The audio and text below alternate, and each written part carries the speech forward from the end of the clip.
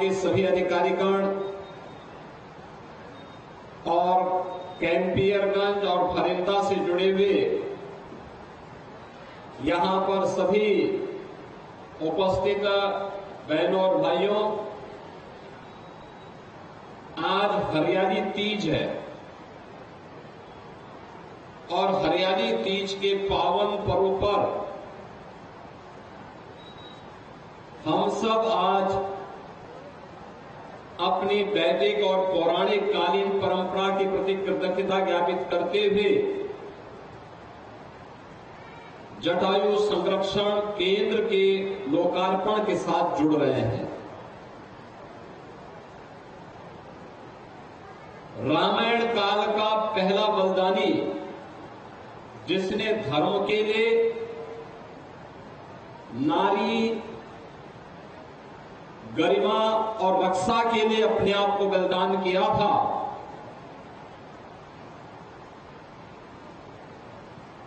तो वह वीर बलिदानी कोई और नहीं था बल्कि गिद्धराज जटायु थे। और गिद्धराज जटायु के प्रति, उनकी वर्तमान पीढ़ी के प्रति कृतज्ञता ज्ञापित करने के लिए हरियाली तीज पर हम सब कैंपियरगंज के इस जंगल में एकत्र हुए हैं। मैं इस अवसर पर हरियाली तीज की प्रदेशवासियों को और आप सबको बधाई देते हुए, सभी बहनों को बधाई देते हुए, आज के इस जटायु संरक्षण केंद्र पर रामायण की परंपरा के प्रति भी हृदय से कृतज्ञता ज्ञापित करते हुए आप सबको बधाई देता हूं, अपनी शुभकामनाएं देता हूं। बहनों और भाइयों, आज भी आप गांवों में देखते होंगे, गाय को भले ही कोई अपने घर में खिलाए या न खिलाए, लेकिन अगर कोई कसाई गाय की हत्या कर दे तो मुझे लगता है कि कोई सनातन धर्मावलंबी इसको बर्दाश्त नहीं करता। बंदर भले ही आपकी फसल को और आपके बाग को कितना ही नुकसान क्यों न कर ले, लेकिन अगर कोई विधर्मी उस बाग, उस बंदर की हत्या कर दे तो आप उसको बर्दाश्त नहीं करते, क्योंकि कभी उसके पूर्वजों ने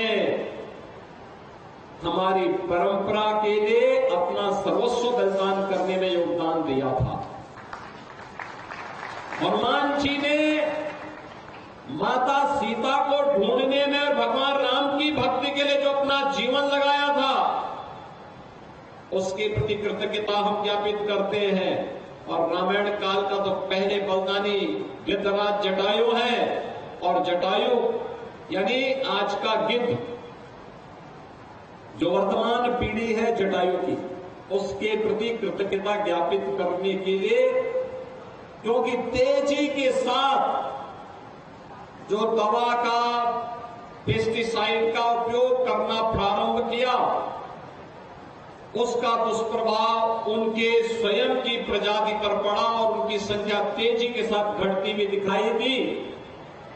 उसको बचाने के लिए आज यह संरक्षण केंद्र, पहला संरक्षण केंद्र उत्तर प्रदेश का भी, भारत का भी और दुनिया का भी पहला जटायु संरक्षण केंद्र आपके कैंपियरगंज में प्रारंभ हो रहा है।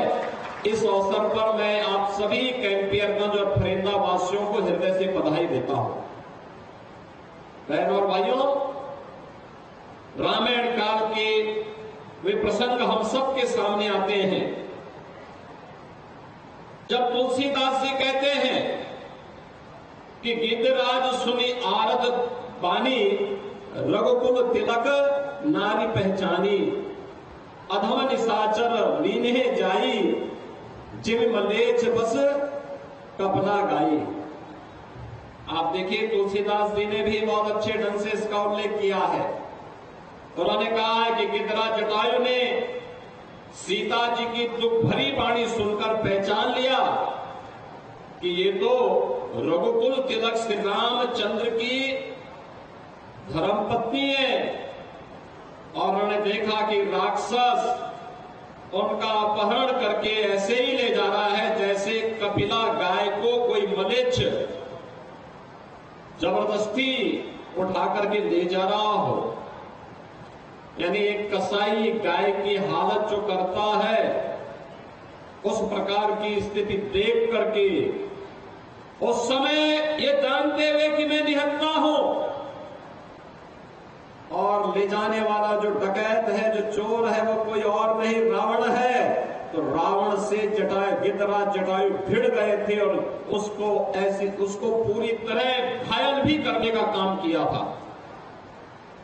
कहते हैं गिद्धराज जटायु की मित्रता महाराज दशरथ से थी, और महाराज दशरथ के साथ अपनी मित्रता को और नारी गरिमा को बचाने के लिए उस समय रामायण काल के पहले बलिदानी के रूप में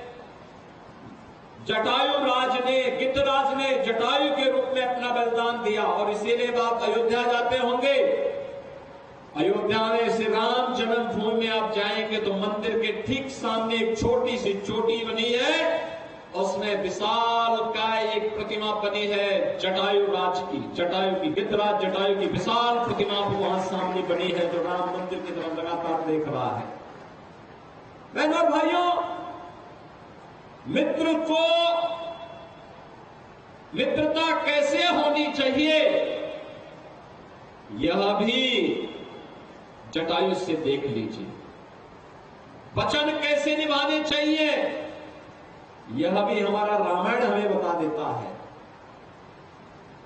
रघुकुल रीत सदा चली आई, प्राण जाई पर वचन न जाई। वचन नहीं जाना है, जब एक बार कह दिया तो हो करके रहेगा।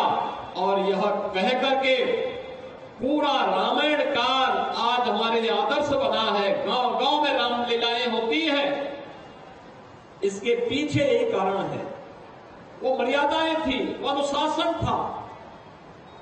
याद रखना, एक तरफ मित्रता का धर्म निभाने, नारी गरिमा की रक्षा करने का दायित्व गिद्धराज जटायु कर रहे हैं। और आज के कालखंड में भी आप देखते होंगे, इस धरती की सुक्ति के लिए भी जो कार्य गिद्धराज के द्वारा किया जाता है, गिद्धों के द्वारा किया जाता है, जटायु की वर्तमान पीढ़ी के द्वारा किया जाता है, वह अविस्मरणीय है।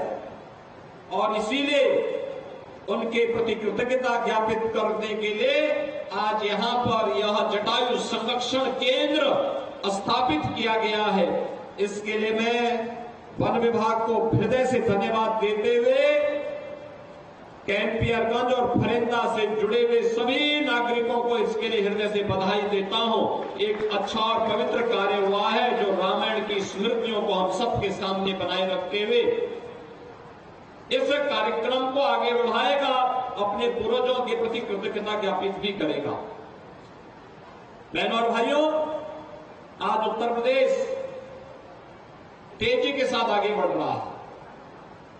हर एक क्षेत्र में हमने प्रगति की है। हाईवे बन रहे हैं, रेलवे का नया नया विस्तार हो रहा है, मेट्रो की नई सिटी मेट्रो की पब्लिक सर्विस के साथ जुड़ने का काम कर रही है। पब्लिक ट्रांसपोर्ट के बेहतरीन साधन आज नगरीय क्षेत्रों में हम मेट्रो के माध्यम से दे रहे हैं। एयर कनेक्टिविटी भी बेहतरीन तरीके से जुड़ रही है, लेकिन साथ साथ नौकरी और रोजगार की भी नई संभावनाओं को आगे बढ़ाने का काम किया जा रहा है। मुझे बताते हैं, भूसंदाई गिद्ध संरक्षण केंद्र में, जो जटायु संरक्षण केंद्र के रूप में है, इस जटायु संरक्षण केंद्र में केयरटेकर के रूप में यहां वनटांगिया से जुड़े हुए भी कुछ लोग काम कर रहे हैं, जो इस कार्यक्रम के साथ जुड़े हुए, यानी लोकल स्तर पर ही उनको नौकरी भी प्राप्त हो जा रही है। यानी एक कार्य सरकार के द्वारा किया गया, और उस कार्यक्रम को आगे बढ़ाने का भी, प्रकृति को भी बचाना है, लेकिन प्रकृति के एक एक जीव और जंतु के प्रति भी हमारे दायित्व बनता है। और उसी दायित्व का निर्वहन करने के लिए आए हैं। यूपी पहला राज्य है देश का और दुनिया का पहला राज्य होगा जिसने 7 वर्ष में 200 करोड़ से अधिक वृक्षारोपण के बड़े लक्ष्य को आगे बढ़ाया है। बहनों और भाइयों, आपने 2017 के पहले जंगलों की कटान के दृश्य तो देखे ही होंगे और मुझे लगता है, क्यों फतेह बहादुर सिंह जी, 17 के पहले तो पेड़ काटे जाते थे, लेकिन अब 17 के बाद अब पेड़ लगाए जा रहे हैं, उनकी रक्षा हो रही है और उनको बचा करके हम न केवल प्रकृति को बचा रहे हैं बल्कि अपनी वर्तमान पीढ़ी को भी बचाने का काम कर रहे हैं। क्योंकि अगर हरियाली नहीं रहेगी, प्रकृति नहीं बचेगी तो मानवता के सामने संकट आएगा। आज आप क्लाइमेट चेंज देख रहे होंगे, असमय बारिश होना, मूसलाधार बारिश होना, बादल फटने की घटना, आकाश से बिजली गिरने की घटना। जब बारिश होनी है पूरी फसल चक्र ही चेंज करनी पड़ रही है। एक क्लाइमेट चेंज के दुष्प्रभाव है। प्लास्टिक के कचरे को दूर करना, प्लास्टिक मुक्त करना, ये हमारे गौवंश को भी नुकसान करता है, खेती को भी नुकसान करता है, प्रकृति को भी नुकसान पहुंचाता है, पर्यावरण को भी नुकसान पहुंचाता है। लेकिन साथ साथ अधिक से अधिक वृक्षारोपण करना। आज पेड़ न कटे, इसके लिए प्रधानमंत्री मोदी जी ने देश के अंदर 12 करोड़ गरीबों को फ्री में रसोई गैस के उज्ज्वला योजना के कनेक्शन दिलाए हैं। हमने उत्तर प्रदेश में कहा कि जो 1 करोड़ 86 लाख कनेक्शनधारी उत्तर प्रदेश में हैं, इन सभी को हम होली और दीपावली में फ्री में रसोई गैस का सिलेंडर उपलब्ध करवाएंगे और हमारी सरकार इसको उपलब्ध करवाने का काम कर रही है। अभी दीपावली आएगी, फिर फ्री में सिलेंडर उपलब्ध करवाएंगे। बहनों और भाइयों, ये जंगल केवल जंगल नहीं है, ऑक्सीजन के भी हमारे केंद्र है, लेकिन साथ साथ इनके माध्यम से हम क्लाइमेट चेंज को रोक सकते हैं, पर्यावरण को बचा सकते हैं, प्रकृति और जीव जंतुओं को बचा सकते हैं, मनुष्य को भी बचाने में एक बड़ी भूमिका का निर्वहन करेगा। और उसी का निर्वहन करने के लिए इसकी एक शुरुआत आज यहां पर हुई है। वन विभाग ने अन्य तमाम कार्य किए हैं, जैसे 100 वर्ष पुराने पेड़ों को बचाने के लिए हेरिटेज वृक्षों की एक श्रृंखला प्रदेश के अंदर खड़ी की है। उनको चिन्हित करना, उनको बचाने की तैयारी करना, उन्हें हर तरीके से आगे बढ़ाने का काम करना। और साथ साथ प्रदेश सरकार ने यह भी व्यवस्था की है, पहले की तुलना में अधिक से अधिक लोग इनके नजदीक आ सके, इसके लिए वेटलैंड की घोषणा करना, पक्षी विहार बनाना, टाइगर रिजर्व क्षेत्र घोषित करना, वहां पर भी उनके संरक्षण के लिए नए नए उपाय करना। और उसी का परिणाम है कि आज प्रदेश में जंगलों के दायरे भी बड़े हैं, आज प्रदेश में हरियाली का दायरा भी बड़ा है। प्रदेश के अंदर हम अन्य जंगली जीव जंतुओं को बचाने में भी हमें सफलता प्राप्त हुई है। नदियों को भी संरक्षण इसी बहाने किया जा रहा है, लुप्तप्राय नदियों को पुनर्जीवित किया जा रहा है। अमृत सरोवर के नाम पर जल संरक्षण करने के साथ साथ उसके माध्यम से भी लोगों को जल संरक्षण के लिए और प्रकृति को बचाने के लिए एक नई प्रेरणा प्रदान की जा रही है। आज यही कारण है कि डॉल्फिन फिर से, जो जल की शुद्धता का प्रतीक माना जाता है, वो फिर से दिखाई दे रही है। और आज यह विकास की एक क्रमिक परंपरा आगे बढ़नी चाहिए। प्रकृति और पर्यावरण को बचा करके जब हम विकास करेंगे, वह हमारे लिए सस्टेनेबल हो पाएगा, लंबे समय तक उसका उपयोग हम कर पाएंगे। और जब प्रकृति की कीमत पर विकास होगा, वह हमारे लिए क्षणिक ही उपादेय होगा, लेकिन उसके दूरगामी परिणाम हमारे लिए खतरनाक होंगे। और इसलिए पर्यावरण और प्रकृति को बचाने के लिए इस मुहिम का हिस्सा बनते हुए आज हम अपने कार्यक्रम को आगे बढ़ा रहे हैं। एक पवित्र कार्य है। हरियाली तीज के अवसर पर नारी गरिमा के प्रति रामायण काल का पहला बलिदानी जटायु के वर्तमान पीढ़ी के संरक्षण के लिए यह उत्तर प्रदेश के गोरखपुर में स्थापित हो रहा है। और जब यह स्थापित हो रहा है तो इसको केवल यहीं तक सीमित नहीं रखना है। आज मैं वन विभाग से कहूंगा कि यहां पे एक फॉरेस्ट्री कॉलेज भी बनाइए, जहां पर फॉरेस्ट्री से जुड़े हुए पाठ्यक्रम यहां पढ़ाए जाए और फिर उसकी डिग्री डिप्लोमा के कार्यक्रम हो, जिससे वन विभाग के विभिन्न पदों पर उनको नौकरी मिल सके और हम वनों के संरक्षण के साथ साथ उत्तर प्रदेश के क्लाइमेट जोन के अनुसार फॉरेस्ट्री को विकसित करने और इस दिशा में आगे बढ़ाने का काम भी हम कर सकेंगे। एक बड़ा कार्य यह इस क्षेत्र के लिए हो सकता है और इस दिशा में इस प्रयास को हमें आगे बढ़ाने की आवश्यकता है। आज के इस अवसर पर हम आज नए भारत के नए उत्तर प्रदेश में हैं, तो नए उत्तर प्रदेश में हमारा गोरखपुर भी कहां पिछड़ने वाला है। गोरखपुर विकास की गति में तेजी के साथ आगे बढ़ा है। बंद पड़ा खाद कारखाना फिर से चालू हो गया है। एम्स गोरखपुर में प्रारंभ हो गया है।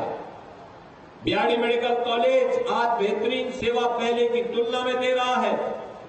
4 लेन और 6 लेन की कनेक्टिविटी चारों ओर से हुई है। गोरखपुर का जो प्राणी उद्यान है, आज आप देखेंगे वहां जाकर के आपको प्रकृति के साथ कुछ समय रहने का अवसर प्राप्त होगा। गोरखपुर का रामगढ़ ताल एक नए कलेवर के साथ आज आपको देखने को मिलेगा। गोरखपुर की सड़कों की लाइटिंग हर एक को बरबस अपनी ओर आकर्षित कर देती है। और इन स्थितियों में आज हम सब आपके बीच यहां पर उपस्थित हुए हैं। मैं एक बार फिर से इस जटायु संरक्षण केंद्र के लिए आप सबको बधाई देता हूं। हरियाली तीज की भी मंगलमय शुभकामनाएं आप सबके प्रति व्यक्त करते हुए वन विभाग जिस गति के साथ प्रकृति और पर्यावरण को बचाने के लिए अथक प्रयास कर रहा है, यह और भी मजबूती के साथ आगे बढ़े। इस विश्वास के साथ प्रत्येक नागरिक को स्थानीय स्तर पर गाइड बनाने की व्यवस्था हमें बढ़ानी भी पड़ेगी, जिससे लोगों के मन में अपने पर्यावरण के प्रति और भी जागरूकता पैदा हो। आज के इस अवसर पर एक बार फिर से मैं आप सबको हृदय से बधाई देते हुए अपनी वाणी को विराम देता हूं। धन्यवाद। जय हिंद।